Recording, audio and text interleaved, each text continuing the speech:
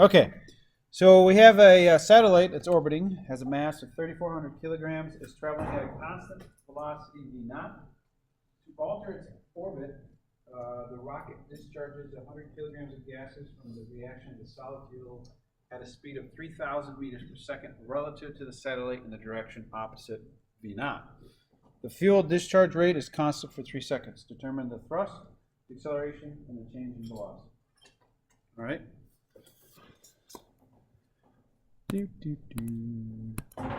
Come on.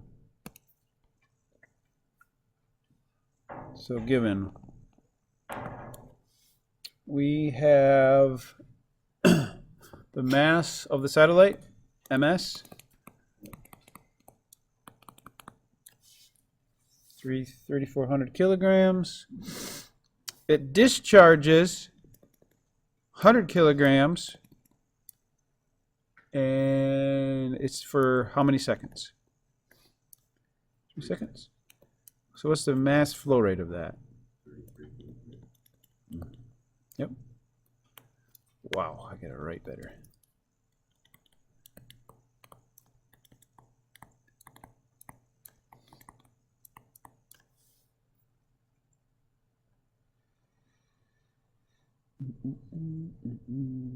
And it says the 3,000 meters per second relative to the satellite. Okay, so VF 3,000.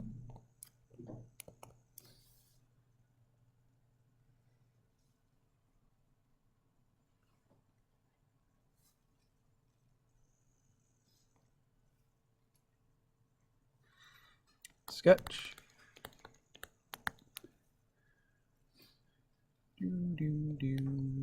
Here's our satellite.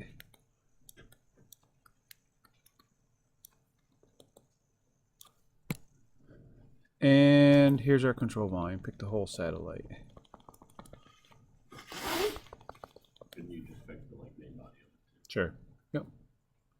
Yep. And I don't know. We'll label this point. I'll just say out. Is that okay? So in space, there's no gravity, there's no forces, no external forces. And when we start the solution, I'll do it right here. Nah, I'll do it down below. I can zoom out a little bit.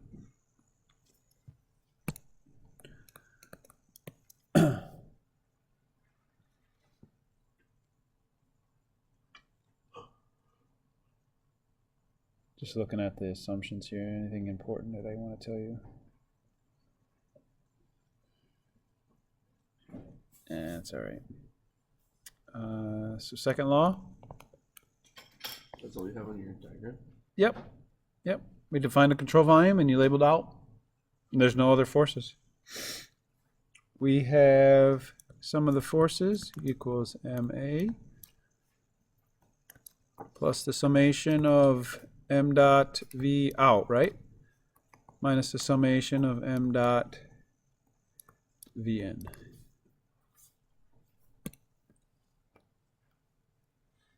We know that term is 0. And, oh, what are we looking for? Sorry, forgot to do finds, didn't I? Trying to find T, A, and delta V.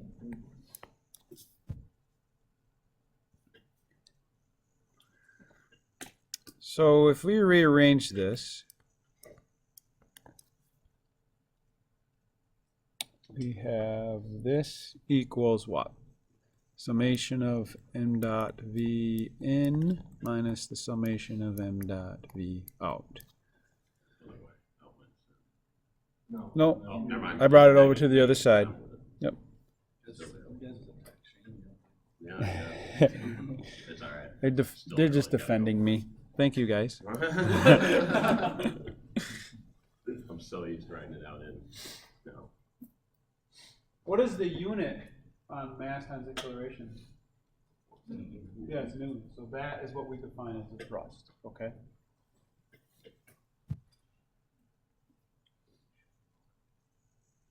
So I'm going to rearrange. I'm just going to put T equals, do we have anything coming in? No. Which way is the satellite moving? To the right. So that's the way that we want to pick our positive direction. So we have minus m dot out, and the velocity is positive or negative? Negative. Yep. And this is actually of the, yep, that's what I'm just changing. Subscripts for you. And now we can plug it in. Minus 33.33 kilograms per second times minus 3,000. That's correct. Yeah. Question about the wording of the Sure. problem. So when it says and it is traveling at constant velocity v naught, Yep. so when it says it's going at a speed of 3,000 meters per second, why is that VF and not v naught? So the okay. So I'm going to talk about this more when we do the next question. The satellite is going at V naught, right? Yeah. But the gases are shooting out at V out at 3,000. Oh, they're shooting out at that. Yes, the gases, the fluid gas is coming out at 3,000 meters per second. Oh, But the okay. satellite's not going that, right? Yeah. Yeah. Okay. Okay. Cool. What do we get? Yeah, sure. We'll round it to 100 kilonewtons.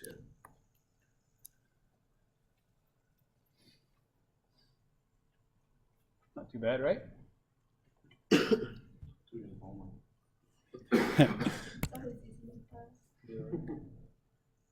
I teach you the fundamentals. I want to make you think in homework. Because if I do hard ones in class, no, I'll try to, never mind. Okay, find A. We know that this is true.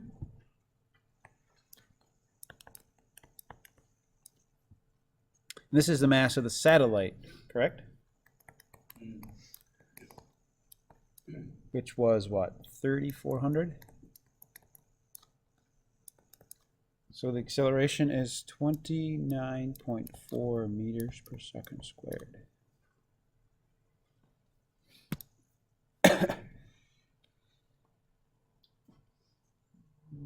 95% of students probably are in dynamics or have taken dynamics, right? So once you know acceleration, what can you find for anything else? Everything, right? Velocity, how far it's traveled. Kristen's back there just smirking. That's funny.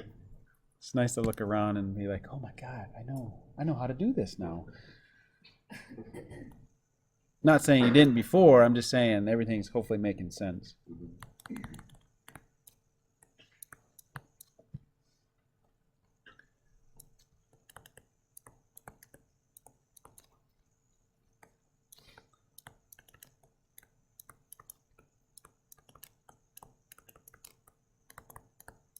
Times 3 seconds.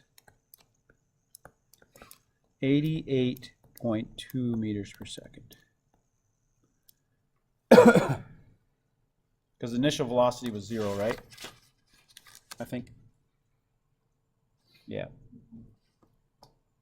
So you see how we went from 0 to 88 meters per second as soon as we turned the things on.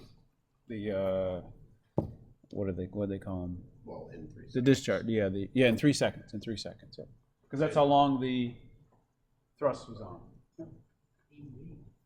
88. That's good. 80 miles an hour.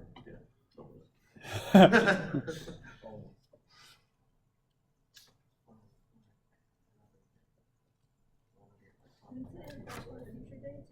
What's that? 1026, isn't that projected? Oh, is it? Technically, Nice. Awesome. It's like 2015 though. yeah, well, it's cool. Yeah. It was cool 2 years ago. What's it called? Huh? What's that? Like Back to the Future Day? Like, This 2 years ago at this date, Yeah, it's one day went back. they went back. Yeah, but they went forward too. Yeah. To the future. To the We future. don't have a DeLorean. I would. You know Back to the Future when you're stuck in the past. Okay. Questions on this one? Time travel gets weird. I don't think it's possible. I know, but it's still weird to think about it. I know, it is weird. I'm gonna go back to the past for the past. All right, I'm not- continue in the future. Moving control volumes on Earth. It's a little different in space because, We can go back and forth. yeah. All right, if we have an airplane, just a simple diagram here. We'll just quickly talk about relative velocity. So, beep, beep, beep, beep, beep, beep. So the plane is our control volume.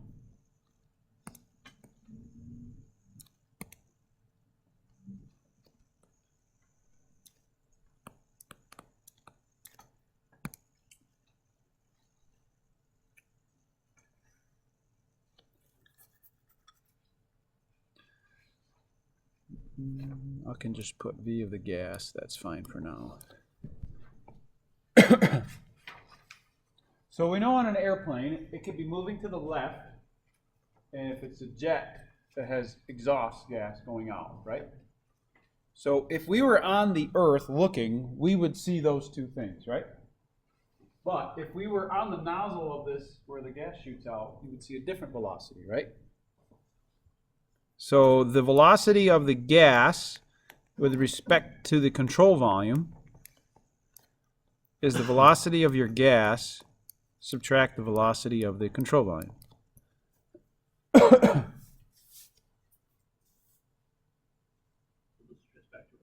It's just relative velocity, yeah.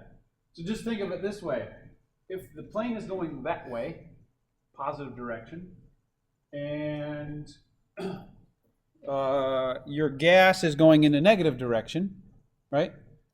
You would actually, if you're the person sitting on this nozzle here, it would look like it would be coming out fast, right? Because it would be a negative and a negative, you would add them up, okay?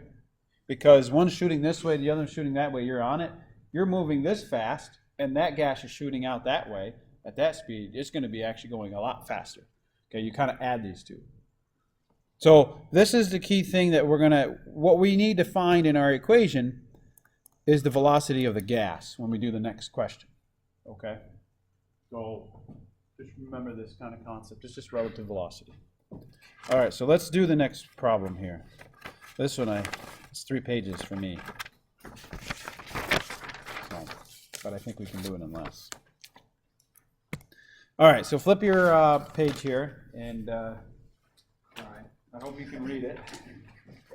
1, water enters vertically and steadily at a rate of 10 liters per second into the sprinkler. Shown in this figure, both water jets have diameters of 1.2 centimeters.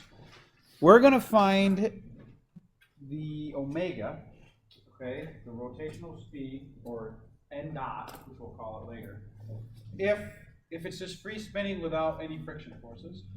And then we're going to find the torque required to keep the sprinkler from rotating. All right? So if you notice, water is coming in from the center, right? Comes kind of out of the page, and then it splits into these two, and then that's why we get the spinning motion. All right? So let's write our givens and do all this.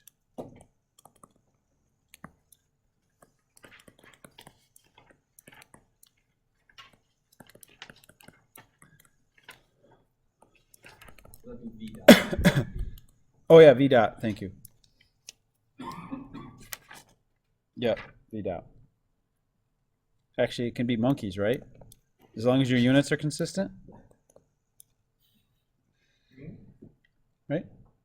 I don't know, you can call this monkey. Sure. Don't matter to me. As long as you have a nomenclature. Didn't one kid do that for your electronics class? Yeah, one of them did, yeah. Oh yeah, and then he had like a page and a half of nomenclature. I think Alex did it, and then Chris Newtown did it once. Yeah.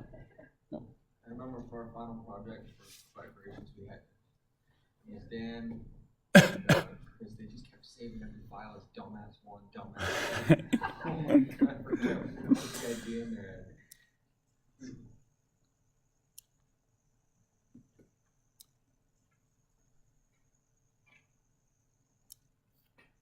here's my quick sketch, and here's our control volume. Now you can pick this control volume, or you can pick the circle that it actually makes. It's not going to matter. It's the same thing, because you're still looking at what's coming out and what kind of comes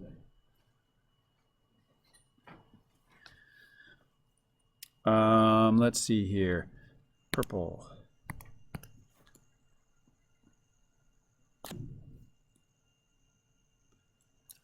So we're going to label this point 1, this point 2. It's spinning this way. And we're going to define initially a torque, T, that way. And let's do brown.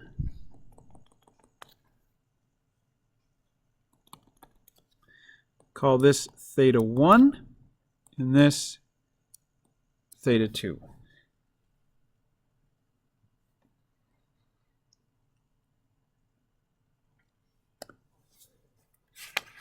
What are some things that we can?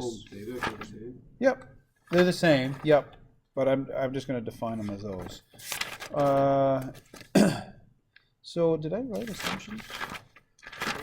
I did do assumptions. Good. We're going to find the omega and then the torque. I'll do assumptions here. Steady state. Actually, all of these problems you've noticed are all steady state, right? We're going to neglect any drag or friction forces,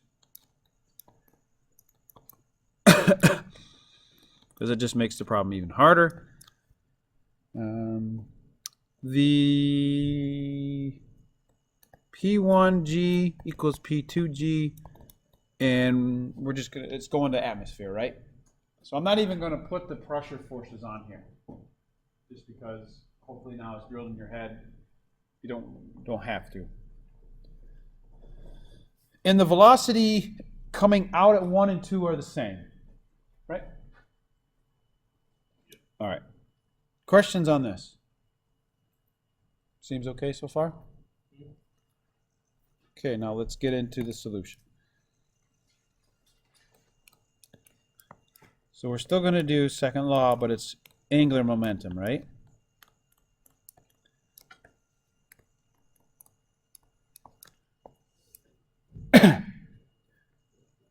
So the sum of the moments equals sum of the moments out for velocity, sum of the moments in.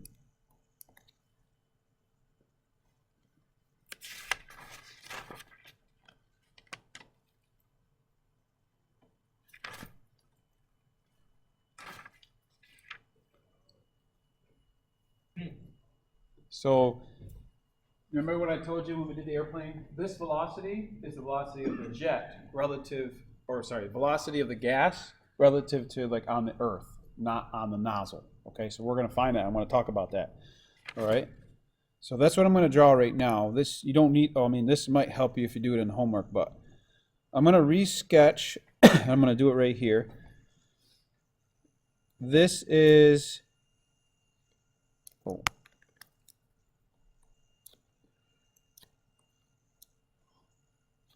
You're doing one side. Yeah, I'm only doing one side. I want to just make sure it's nice and neat for you. So we'll just generalize both sides by that one. Yep, yep. So here's one side, and this is the velocity we're just going to define as V1 coming out.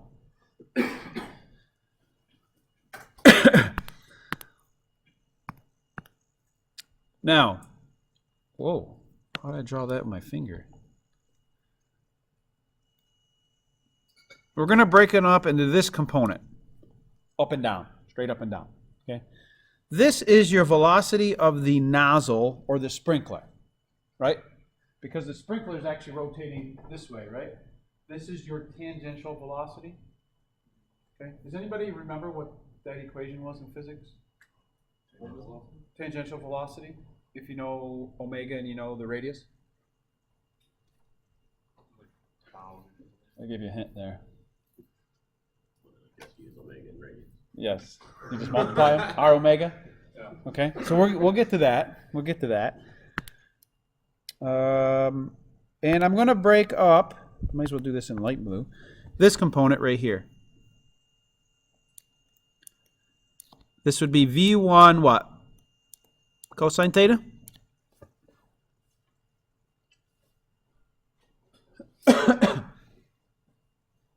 So far, so good?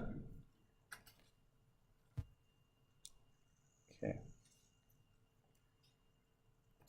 What did I do first here? In the X direction, whatever. Yeah, we're gonna look at these directions. I'm gonna assume that up is positive, okay? So before I show the relative velocity, we're gonna first find V1. And we're gonna use conservation of mass.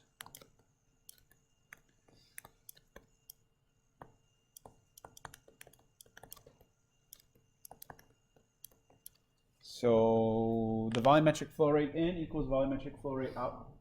Is that valid? Why is it valid in this case?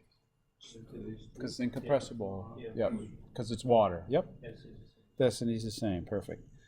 So V dot N equals, there's two coming out, right?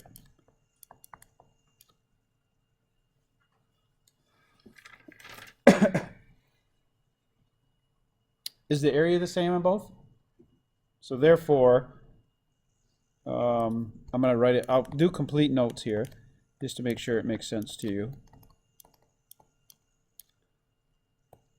So all this means is that there's two AV.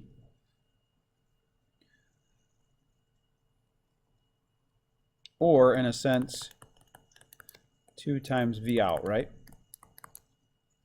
So V out is just V dot N divided by 2. So it's 10 liters per second times 1 meter cubed over 1,000 liters times 1 over 2, and you get 0.005 meters cubed per second. These are all dots. Correct. Yes. Not the V, not these ones. I'm underlining in red, Ben. Yeah. Those are velocities. So.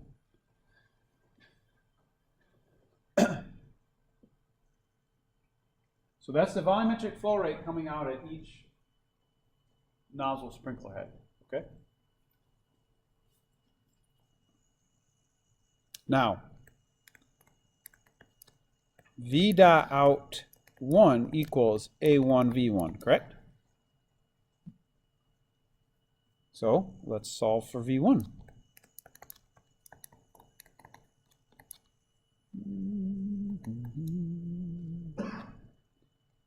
A1, this is V dot out divided by what? Pi over 4 D1 squared. And let's plug these in.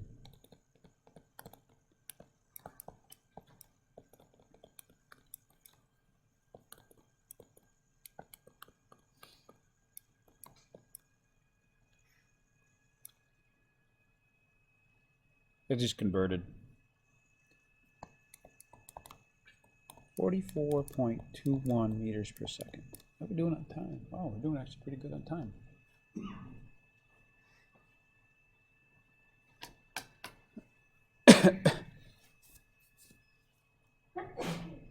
Bless you.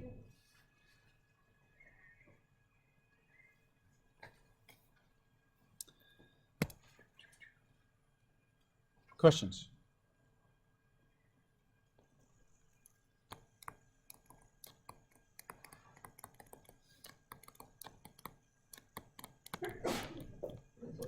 Bless you.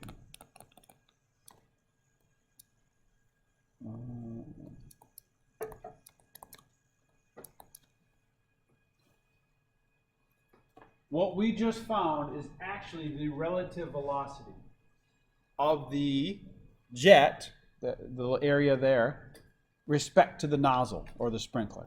Okay? The reason is because this volumetric flow rate is of the coming in of the nozzle, and the area is the area of the jet.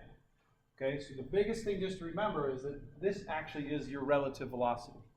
Okay, this is what if someone was standing at the exit of the sprinkler and was spinning around, this is what the velocity they would see. This wouldn't be what the person on the ground would see. Okay?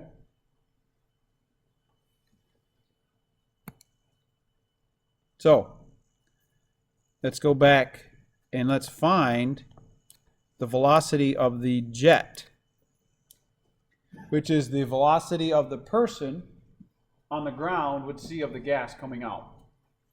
Okay, because that's the velocity we need to use in our equation.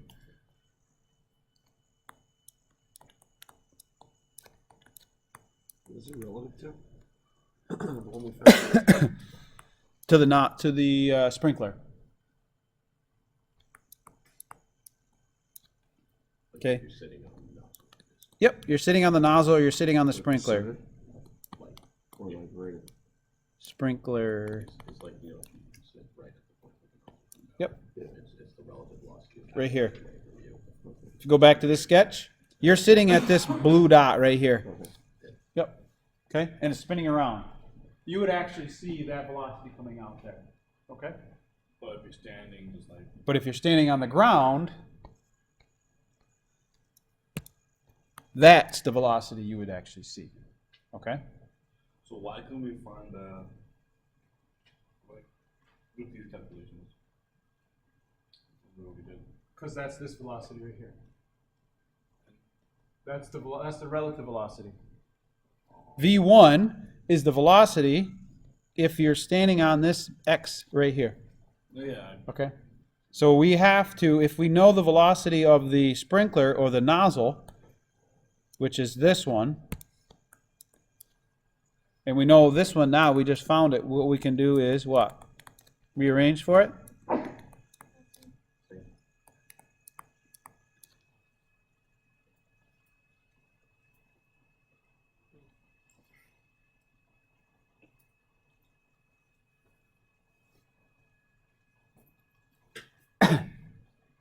So, let's Vj equals V1 cosine theta. So I substituted in the relative velocity for V1 in our new coordinate up and down. Okay? Because these are still vectors, right? But now we're only looking at what direction? Up.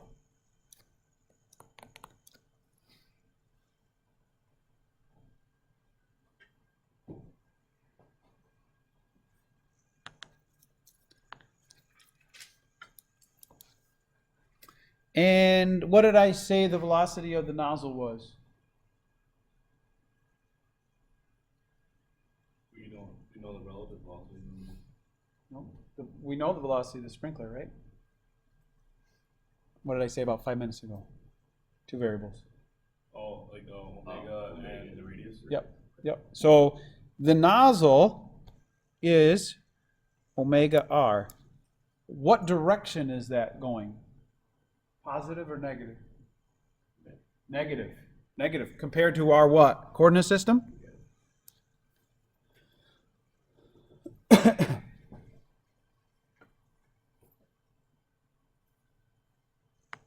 So the only thing that really you have to remember is the velocity that was given, or what we found, was really the relative velocity. Okay, because we're actually using the jet area. Okay. And we're using the incoming from the nozzle here. Why isn't that writing? Okay. So, once we have that, what can we do? I'm going to rewrite this so we have it here.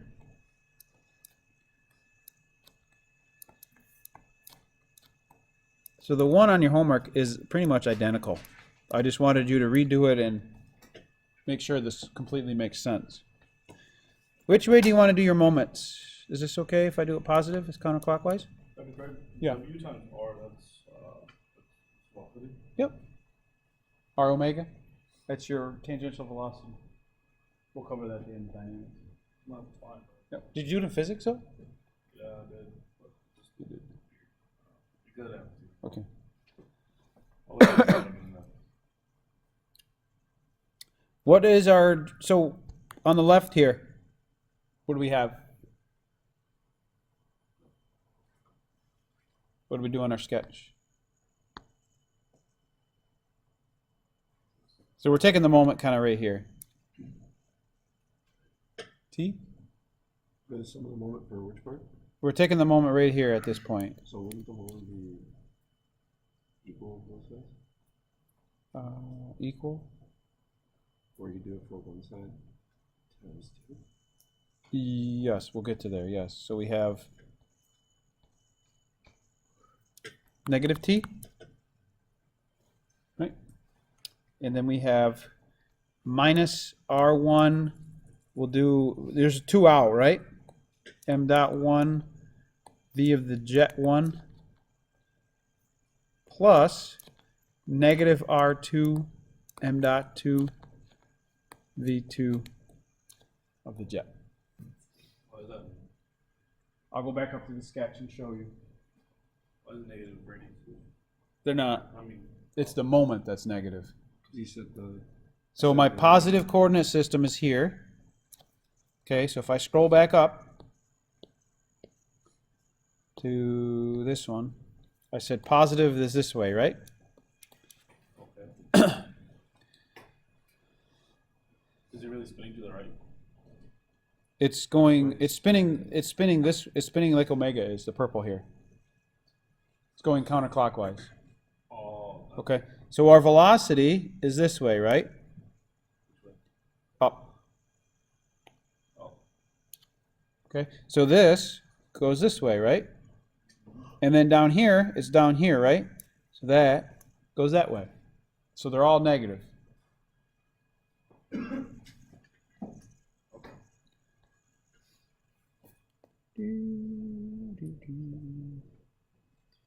What did I do here? Do we know that R1 equals R2, right? And we know that V jet 1 equals V jet 2? And what's M dot 1 plus M dot 2 equal? M dot total. Yep. Yep. M dot N? They have to, right? For conservation of mass. So, combining them and making it easier, we get this.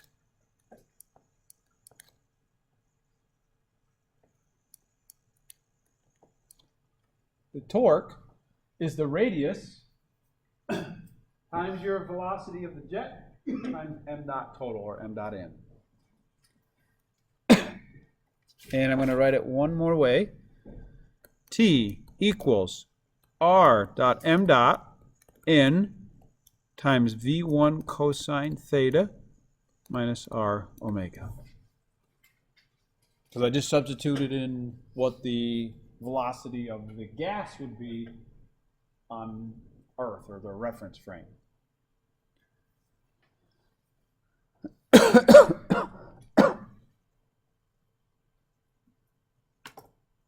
Oh, look at the mosquito. Hey, I caught it. Nice. And I killed it. Dr. Craig, could you re-explain? Right here? Yeah. Yep. So we know the radiuses are the same, right? Okay. And we know that the velocity of the gas based on a reference frame has to be, they're the same. Yeah. Okay. Okay. And we know that m dot 1 plus m dot 2 equals m dot total. So I just factored it out. So I just factored, there's t on this side. I know that R1 equals R2, so I can factor that out of the parenthesis. And I know that V jet 1 and V jet 2 are the same, so I just call those V jet. So then you have m dot 1 plus m dot 2, and that's m dot n.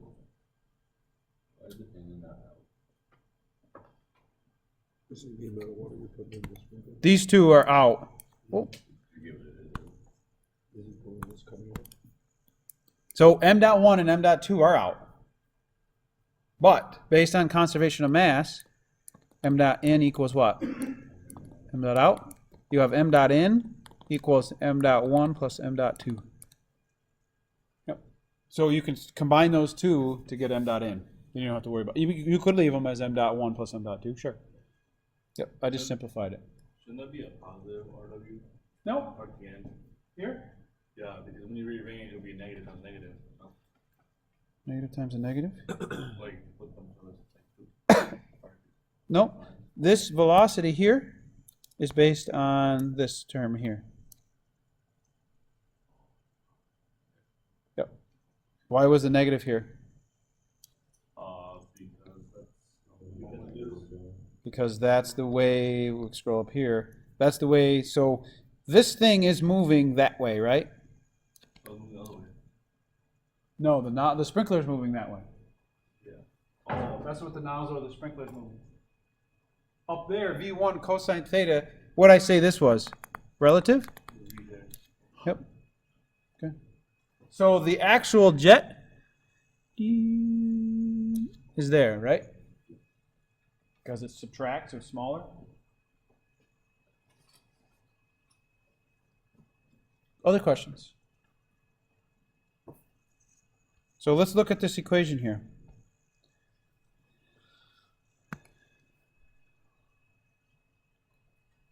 What happens if there's no friction force whatsoever? Is there a torque? It's spinning really nice freely. There's no torque. Okay? So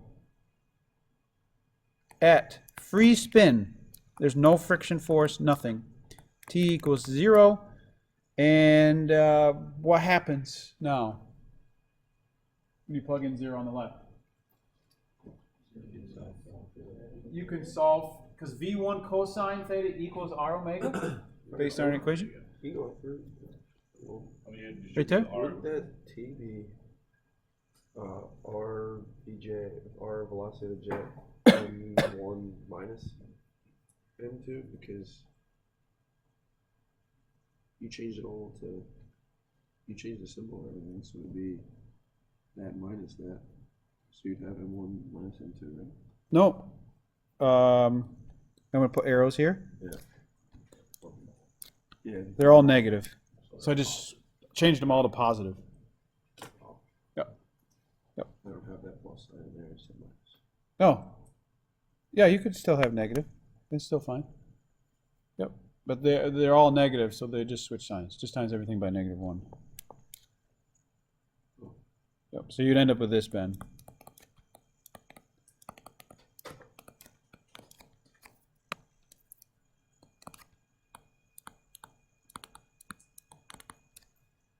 Okay. So at free spin, V1 cosine theta equals R omega.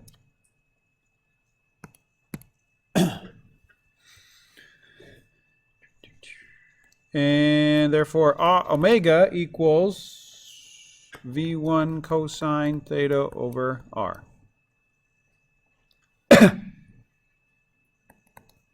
This was what, 44.21 times cosine of 60 divided by 0.4 meters.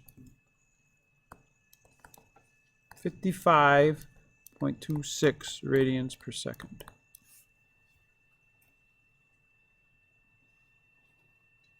Question, or are you guys okay?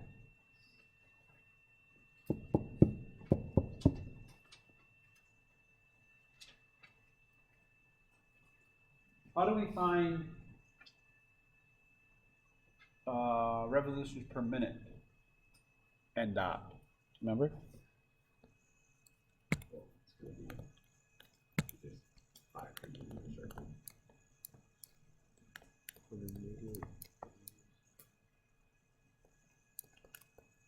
Yeah, you guys are getting closer. And we need to do something. We need to multiply by 60, right? Yep. I think. No, divide by 60. Sorry. So n dot equals omega times 60 over 2 pi.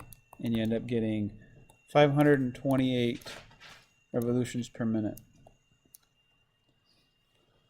528 revolutions in a minute.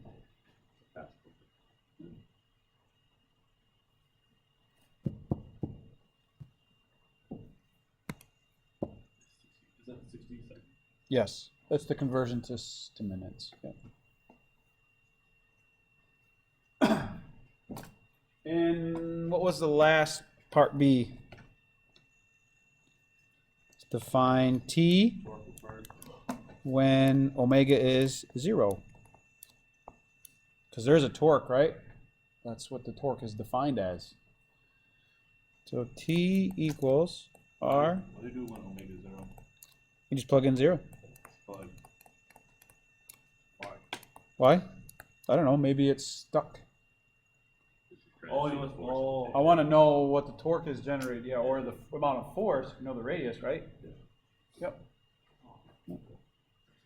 Yeah. What's in the denominator of that omega? The 2 pi. And 60 seconds. 60 seconds. I'll just put 60 here. Yep. Yeah. So, for example, if omega is 0, water's shooting out, but it's stuck somehow. Yep. So you want to design this based on this, right? Because if you know this torque, you can actually determine what material or whatever you want to use. So that's 0, and you plug your numbers to 0.4 meters, 0.01 meters cubed per second, times 1,000 kilograms per second, times 44.21, times cosine 60.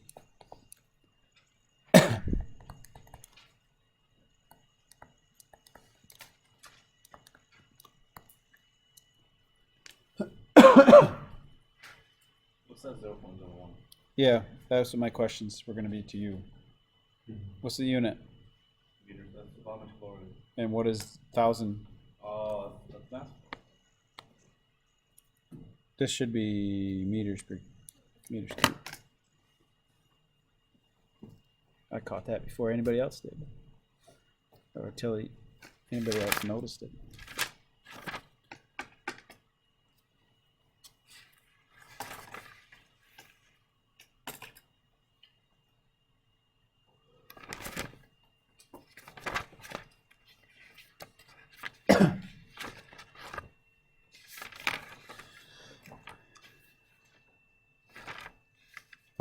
So, the biggest thing in this is what? Just the relative velocity term, right? Okay. Because it's based, you just have to rearrange it to solve for your actual velocity coming out in terms of the gas. Questions? Oh, I actually did this faster than I thought. So, all right. I don't have anything else for today. Tuesday will be a work day, okay? On those new homework sets. I know the homework's due today, but there might have been some questions, but hopefully this made sense, the homework for today. All right. All right, go ahead. Do you want to start working on the fire hydrant one? I'll post it right now. Up.